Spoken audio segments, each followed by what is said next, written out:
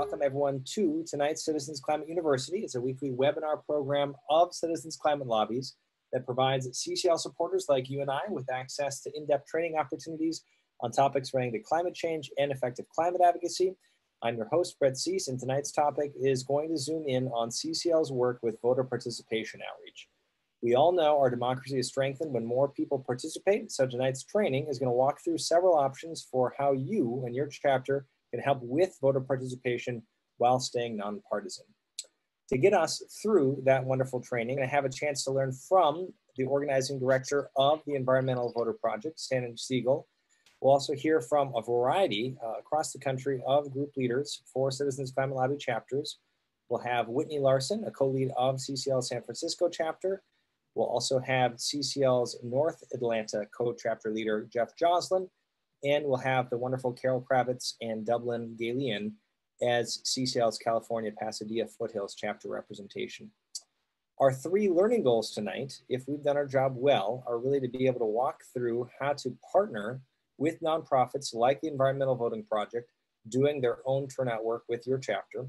We'll also be able to begin to highlight how you can work locally in your own circles to increase voter registration and participation, and highlight some specific strategies or resources out there where you can help engage students or others in voting and their democratic participation. So with that, we're going to start with a little interview with the Environmental Voter Project. We'll then transition to talking about how to best work or set yourself up with local campaigns, what groups are already doing. We'll highlight a little bit more information and advice on helping students vote. We'll largely hear from stories from the field, and then after that, we'll go to Q&A.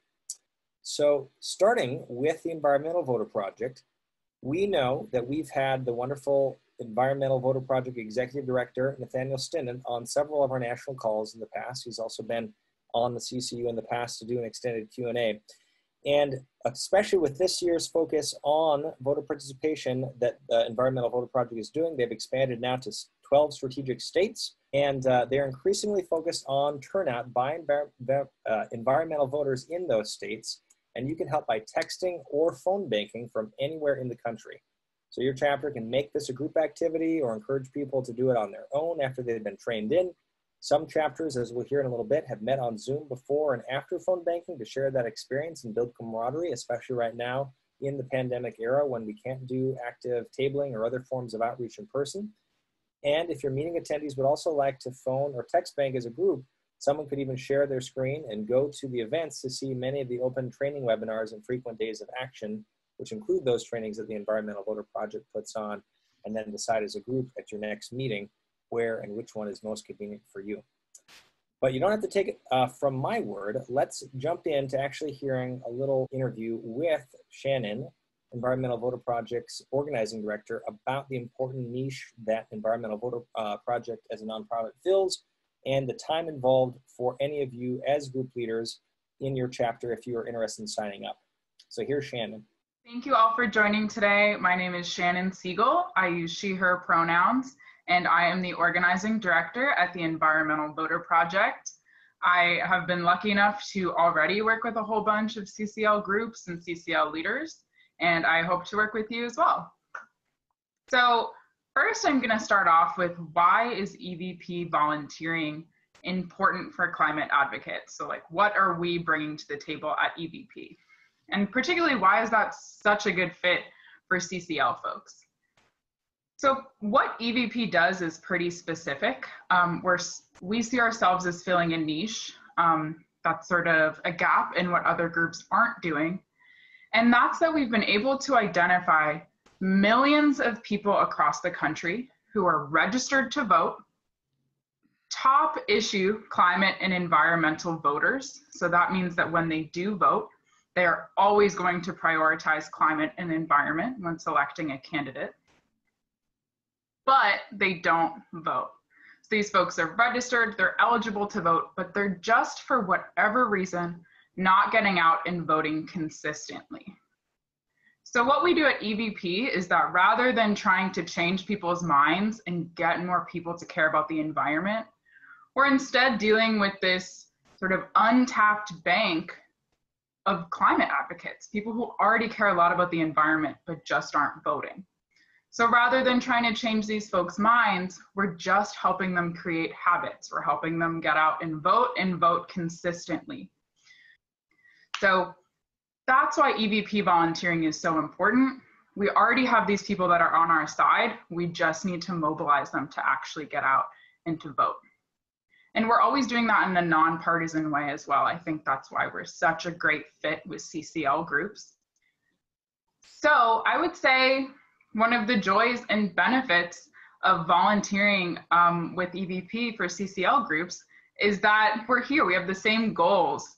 CCL groups, you all are trying to, as I just mentioned, trying to get more environmentally friendly legislation. You're trying to get more people caring about the environment, trying to get all of our elected officials caring about the environment, not just elected officials on one side or the other. And at EVP, you can do that. You can get the voter list. We can get you plugged into all of these voters across the country, so you can talk to voters in your own state, you can talk to your neighbors, but you can also talk to voters in a different state across the country and be able to turn those folks out too. And when you turn voters out with EVP, obviously we do turn out for big elections like the presidential election, but we're trying to create this habit. So if you help someone create the habit of voting, you're not only going to help them impact the presidential election, but you're actually going to be able to help follow through with these people to make sure that they're voting at the local level, at the state level, in special elections. You're turning folks into super voters. So that is a lifelong impact for people that you can be responsible for making. So now you're probably wondering, what type of tasks does partnering with EVP include? How do you actually get in touch with these voters? So we do a really classic get out the vote tactic. So if you've ever done any type of political organizing or political outreach, the language that we use and the way that we're talking to voters is going to be really familiar to you. Really what we're doing differently is on the data side. It's how we're finding these voters, how we're identifying these environmentalists. But on your end as a volunteer, the system is going to include phone banking. So that's getting on the phones and talking to voters, again, in all different states, and helping them get set up to become voters and to be consistent voters. Will be text banking. So that means that you'll be able to send a text right to a voter's phone, the same messaging. When there's not a pandemic happening, we also do a lot of door knocking. So we'll be going door to door, talking to voters face to face. And then EVP does some additional voter outreach through direct mail and digital ads. But really the bulk of our voter outreach is through phone banking, text banking, and door-to-door canvassing. And that's where we really need you as volunteers, especially right now during COVID. We need you on the phones. We need you having these conversations with voters, because that's what's proven to get a voter to turn out. They can talk to a real person on the line, and EVP puts together all of the scripts for you. You don't need to be an expert. You don't need to know anything about an election happening in a state to get plugged in and to help inform voters. We'll have all the information for you, and that's regardless of what type of voter contact that you're doing. How much time is involved? So now this sounds really involved, really stressful. Time involved to get involved with EVP is totally up to you. So the training to get trained in will take under an hour, and that will give you even more information on what we do at EVP and how we do it, and how to use whatever technology that we're using to reach out to voters. So you'll get fully trained, and you'll have, answers to your questions and anything else that you need at any point. We'll make sure that you're really comfortable. And then on an ongoing basis, you can volunteer once a week for an hour. You can volunteer 7 days a week for an hour or 2 hours. It's totally up to you. So once you're trained in and you get on our volunteer list, we'll let you know about ongoing opportunities. So you can either say, I'm gonna do an hour for EVP every day and I'll do whatever they need. Or if you only wanna work in certain states, or you only wanna work in certain weeks, you can just choose to participate in the weeks in the states that you find the most compelling. And any advice or recommendations for CCL groups wanting to partner with EVP? I think what I just mentioned, if you can get everybody trained, everyone in your chapter on board, Once you get trained one time with EVP, you'll know how to use the systems and know how to access all of the voting information that you need. So you don't need to get trained in when we move from Arizona to Virginia to Florida. You can instead, we'll give you all the information at your fingertips so that you can just plug in whenever you want to work. So it's best if we have a great relationship. You can feel free to reach out to me whenever you have a question. But also, I would say a great piece of advice if you want to work with EVP is to become really comfortable, with the technologies, with the softwares, and then you can be super independent. We want you to be independent. We want you talking to these voters on your own time. So I think if you can designate one or two folks in your chapter to be sort of liaisons or point people, then I can make sure that anytime we have a new voter contact list or anytime we have new particular information, I can send it to that one person, and then you all can get plugged in from there. And I'll also add that EVP has volunteering opportunities twice a week, all the way up to 5 times a week. So if you want, you can just plug right into whatever we're doing that week and join in with us. Or if you would rather set aside your own hours on a weekly basis, like there's shout out to the San Francisco CCL group that's been phone banking every single Sunday afternoon. If you would rather pick a day and a time that works for your chapter, let us know. We'll make sure you have all the information that you need. You can take over from there. You're all already organizers. We don't need to tell you how to organize. Instead, we'll just let you know how to use the softwares and how to get talking to voters. Excellent. Thank you so much, Shannon. That was exactly the win-to-win that I think is going to set us up well to do a couple of interviews with chapters that have been doing that experience and what their lived stories are in just a little bit. And I also will put a link to Shannon's email, shannon@environmentalvoter.org. So that is how you can reach out to her. And she has mentioned that she does want to be contacted with anyone that is interested in tonight's training and also starting this up in their own group. So with that, though, I'll put that in just a little bit. Let's transition before we get into some of the specific experiences of chapters that have done this and really be able to highlight a couple of the other campaign options that are available for people if partnering with Environmental Voter Project isn't within your interest realm. So working local campaigns, what do we mean by that? Well, if you want to call or text voters in your own state, locate a local nonpartisan Get Out the Vote campaign. We've got a couple of these we're going to highlight in just a little bit that we've been partnering with, and help sign up your own local networks that way. Another way to work locally is to ensure that all of your friends and family members are registered to vote at their current address so that in September they can request a ballot by mail in states that allow it. I know right now, I think that's 39 states currently planning to do that for this fall's November election. And the other great thing that everyone is invited to do is partnering with a nonprofit that we've been working with called TurboVote. So CCL has our own TurboVote page where you can basically sign up and request online ballots and find out more information. I'll even link to where you can check on your own local state's page if you've already registered to vote and give you some social media friendly advice. I'll go over that in just a little bit. And I put a link in the chat to that page. But one thing I wanted to highlight as well before getting into that is that our states are going to also be doing this too, to ensure that we as CCL advocates are also active participants in our democracy. And so right here you can see the background email from one of those state campaigns in Arizona. But if you are interested in helping your state coordinator get out the word about voter registration deadlines, election timetables coming up in your state, please feel free to reach out to them as well.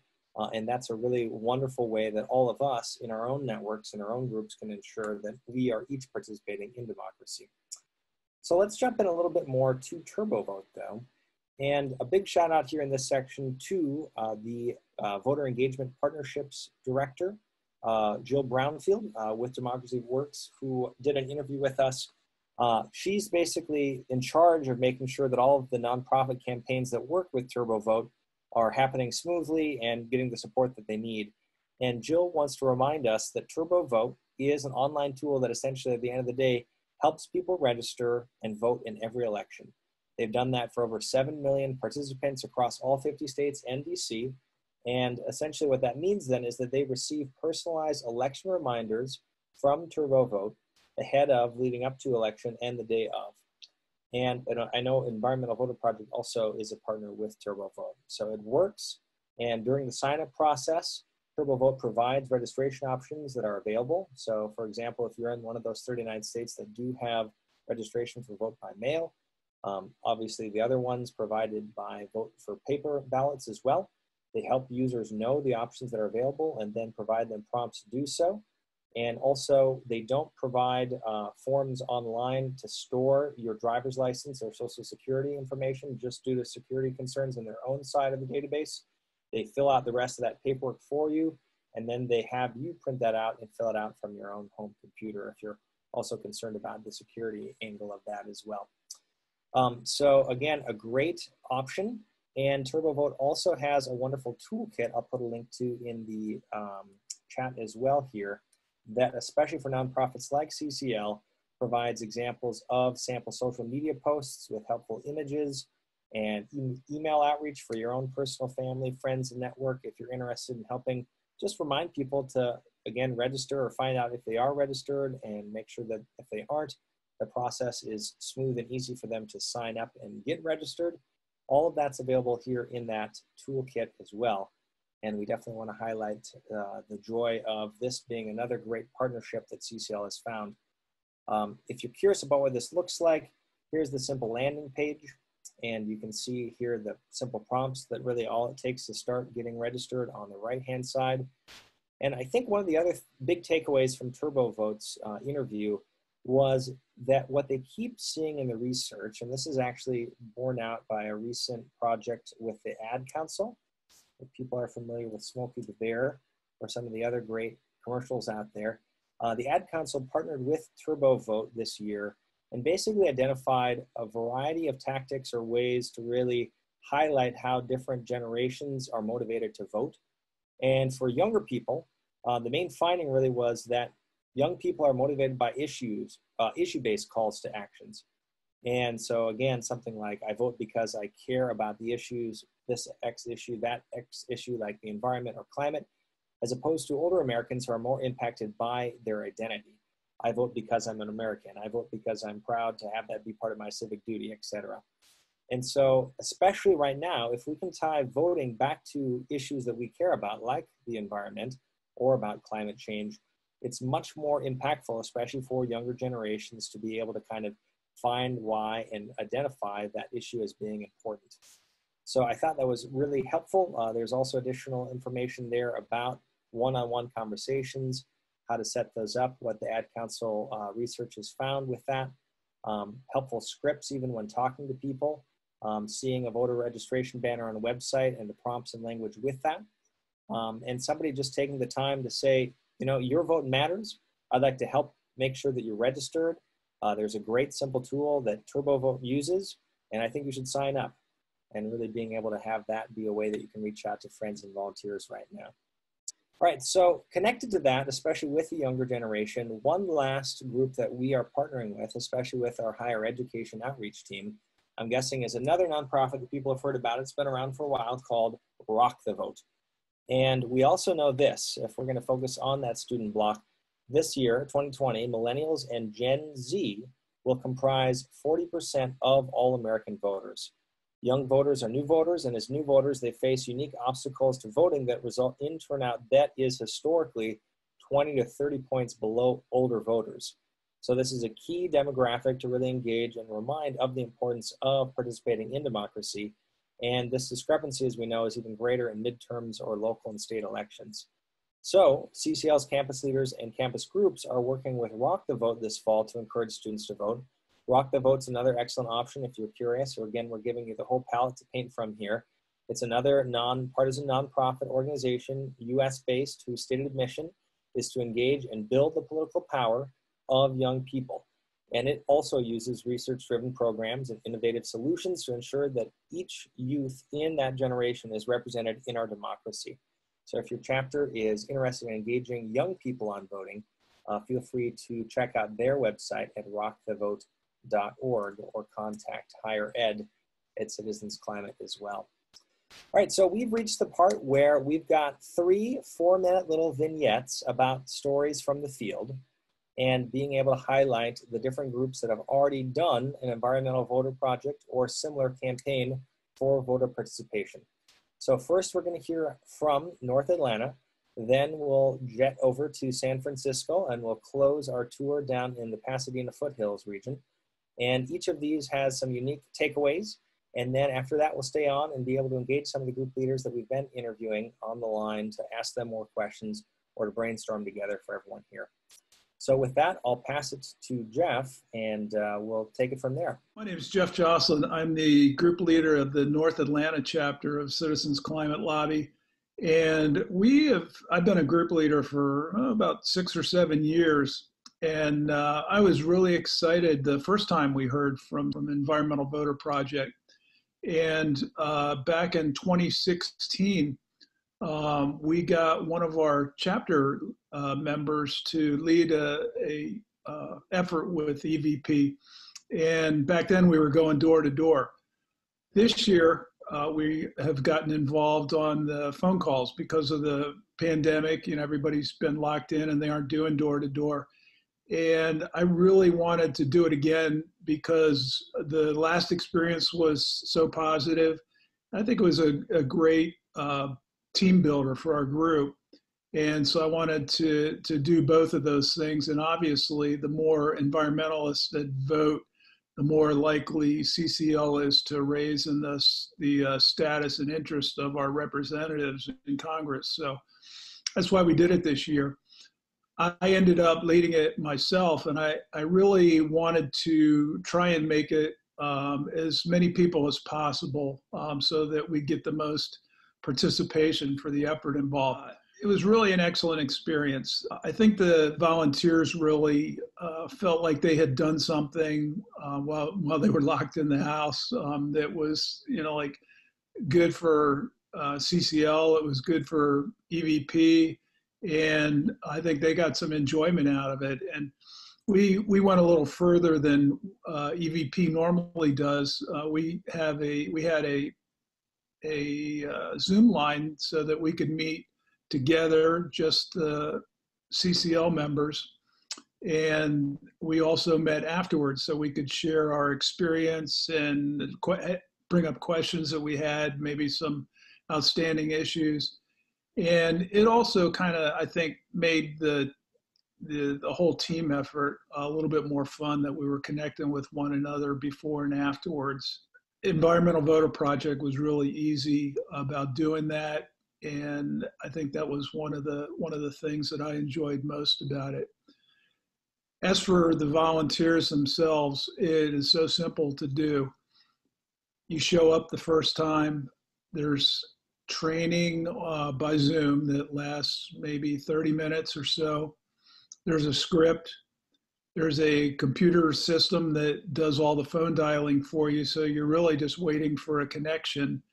And then the script walks you through what you need to say. It depends on the response that you get as to what you say back to them. I think the other thing that what we saw happen was we were really making an impact in some voters' lives, because a lot of times, some of the people that are on the call list for EVP are students or young people, and they've gone off to college. So we'd ask if we could leave a message, and their parents would, give them a chance to take the information down for them. Or in a lot of cases, they said, "Oh, I need that too," and so we provide it to them. The really cool thing was that, it's like the first time you do it, you're like, "Oh, I don't want to be a salesman on a phone call," and there's that nervous about making calls and asking people something. But what you find out pretty quickly is when you're not selling something and you let them know up front, that really is just really infrequently an issue. And the treatment that you get from the people that you connect with is generally pretty good. And at worst, it maybe they hang up and don't want to talk to you, which is fine. So overall, I'm so glad we did it. I think most of the members that did it really were. And we're going to do it again this fall. Excellent. Thank you so much, Jeff, for that. And we'll jump right into Whitney's story here with San Francisco, but we'll look forward to hearing more from you in just a little bit.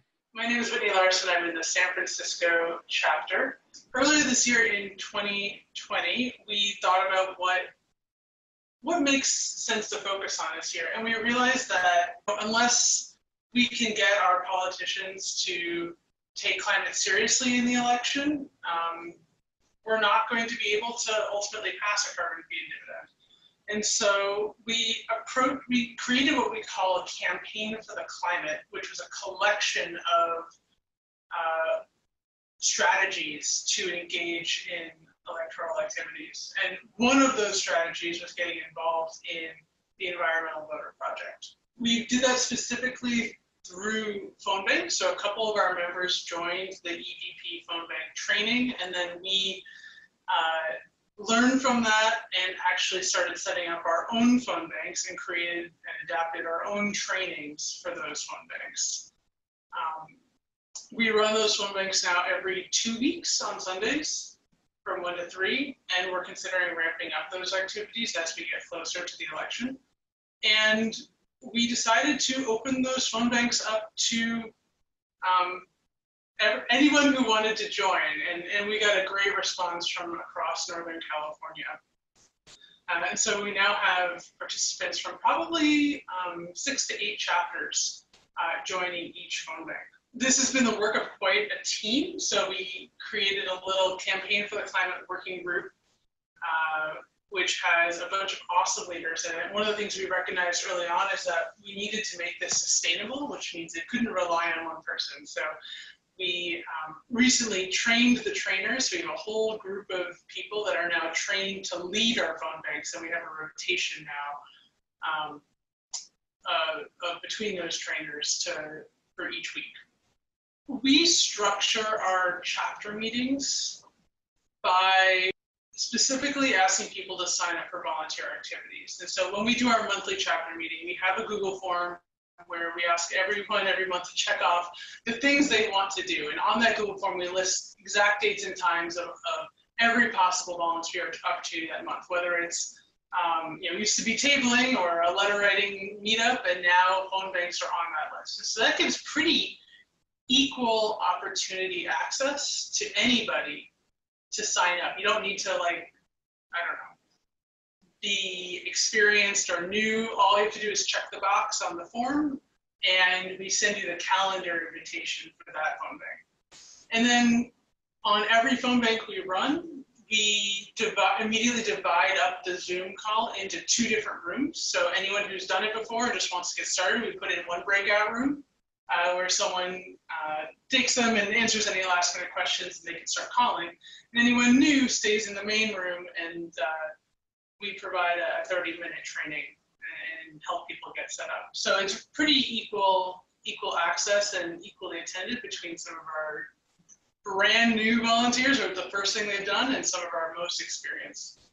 My advice or recommendations for other groups wanting to sign up and partner with the Environmental Voter Project: first of all, you can join one of their trainings or join one of our phone banks. It's totally easy. I'm happy to send anybody the link to join our phone bank. And then once you go through the training once, happy to share all of our materials and help anybody get started running a phone bank for your own chapter or region. You can do it, with as few or as many people as you want. So, but we found that having about 20 people on our phone banks felt like a good number to motivate everyone while not being overwhelming for our trainers. Excellent. Thank you so much, Whitney, as well. And again, I will say for those group leaders that aren't on the line that we have interviewed tonight, if anyone wants to reach out or has a hard time contacting them afterwards, you can look up their names in community, but you're also welcome to reach out to me, and I'll provide my email at the end. All right, so our last interview here is with the Pasadena Foothills chapter. Take it away, Carol. I'm Carol Kravitz from West Hollywood, California, a part of the Pasadena Foothills chapter. And I am Dublin Gallion from South Pasadena, a part of the same chapter. So we're going to talk about EVP and what it is and how we got involved. Well, it became obvious that this was a very bipartisan way to affect some change in our country and get people out to the polls. With so many people not voting, if we could identify people that think the same way we do, we might be able to get them to the polls. So our group leader, Rob Hall, took the reins and said, this is something we should be doing in 2020. Dublin does the phone banking and I do the texting. Which means I reach about 30 to 35 an hour, and Carol is calling 1 million. Something like that. I don't know. Yeah, well, I can text about 500 people in, I don't know, 10 minutes. It's ridiculous. Then you spend the whole day answering them, of course, because they trickle in, but that's fine. It's fine for me. It was awesome. The time involved with phone banking, tell them about phone banking time involvement. Yeah, so one of the wonderful things about the phone banking, the way they have it set up is every Tuesday, Thursday, and Sunday, they have a training session. So it doesn't take long to learn how to do it. And I had done some phone banking for 2018, and where you have an automatic dialer. They happen to use Hub Dialer at Environmental Voter Project, and it's just really easy to use. A little intimidating at first, but most things I do that are new are intimidating at first. But it doesn't take long to learn how to do it. And the beautiful thing about it is that I don't have to sign on to get the next call until I'm ready. And you can sign out at any time. The other thing is, once I have the campaign ID and password, which EVP gives out by email to me now, I don't have to sign up for a training to get that. I can sign on anytime. So part of the deal is I tend to do it in the afternoon, which is when they have their training, and because there's a lot of other people dialing at the same time. But I have done it other times of the day, and I think that's an advantage also. And you can do it for a short period of time. You can sign on and do some and sign off. Yeah. Well, you know, I think that other CCL groups that have signed on learned this very quickly. EVP is very easy to work with. They will come to your chapter meeting and do the training, do a personal training for you. They've been great partners for us, and it's bipartisan. You know, you don't have to go out and hawk for a candidate. You're just trying to get people to the polls, and you have a great cause to get them there. Because the more people that vote, the more people that we're going to have that will be elected to bring us good climate legislation. It's important for climate advocates to join EVP and get more climate advocates to vote. I'm always surprised. I'm continually surprised at how nice people are in general.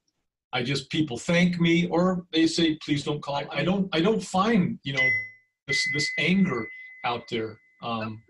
Maybe environmentalists are basically nice people. I don't know.